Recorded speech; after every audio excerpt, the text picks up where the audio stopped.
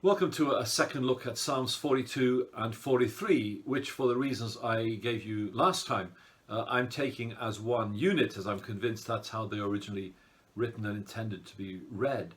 And last time we just looked at the introductory at the psalm, but I want to look a little bit more at the heart of the psalm and the burden of this psalm. And it really reflects three problems, heartaches, if you like, that the sons of Korah are experiencing, or at least writing about. The first is there's a sense of being separated from God. The first four verses highlight that. They're looking back at a time when they were prominent in leading and being part of the corporate worship of God's people. And now, for whatever reason, which is not explained to us, they're not able to do that. And there's a deep hunger created in them, or more specifically, a deep thirst. They feel like an animal out there in the desert, and their very life depends on finding some refreshment and some water. This isn't a casual thirst or longing. This is a deep, life-threatening absence, and they feel so strongly about that. And there's an interesting reference too in verse 6, where there's some geographical references. So you have this picture of people looking back on Jerusalem. Now, nobody's quite sure where Mount Mizar is or was. That's mentioned at the end of verse 6. But Mount Hermon, that range of mountains, is, I'm told, of the last part of Canaan you would see as you leave the country and go eastward across the Jordan. So there's a picture here of perhaps looking back for the last time, for a period of time, on Canaan and perhaps on Jerusalem itself, and remembering those glory days of corporate worship in the temple. That sense of being separated from God. Now, of course, the Old Testament believer, the temple is very important. It was the symbolic presence of God. So to be away from the temple was, in a sense, to be away from God. For us New Testament believers, that's not the case. But we still need and ought to long for those opportunities of corporate worship and being among God's people and singing God's praise and learning of Him. And it ought to create a hunger within us when it's not possible. Secondly, they speak about the trials of God.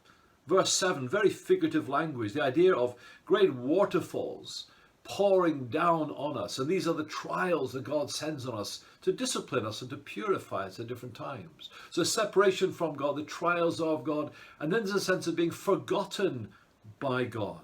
Look at verse 9. Why have you forgotten me? It's almost like Psalm 22 and Jesus' own words. Why have you forsaken me?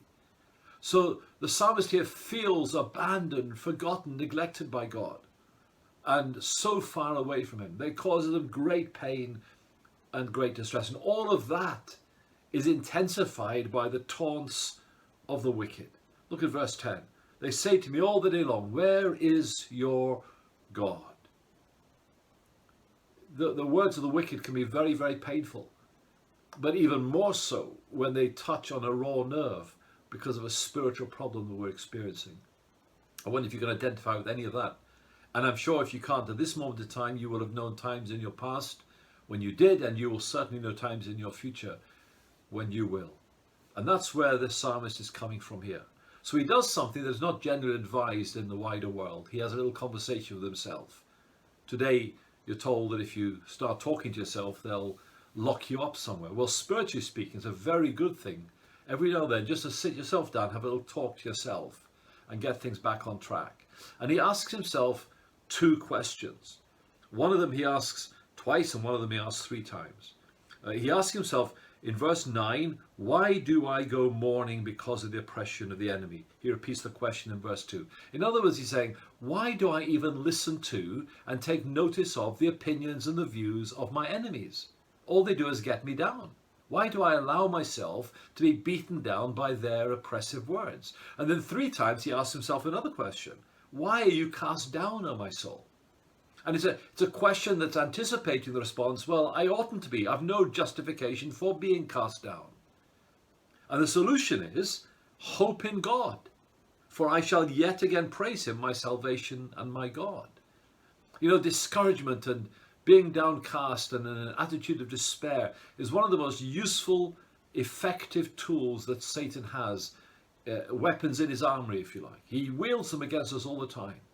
And we so easily get beaten down by the taunts of the enemy, by our unfortunate circumstances. And what we need to do, the answer to that, is have a little conversation with ourselves. Sit ourselves down and ask ourselves a couple of questions. Why do I take on board the taunts of the enemy? Why do I allow them to wound me? It's a choice I make, actually. And why am I downcast and despairing? Because if my hope and confidence really is in God, then I've got no cause to be downcast, no cause to be depressed, no cause to be despairing, because that's where all my hope is. Next time we'll move on to Psalm 44, and until then, the Lord bless you and keep you.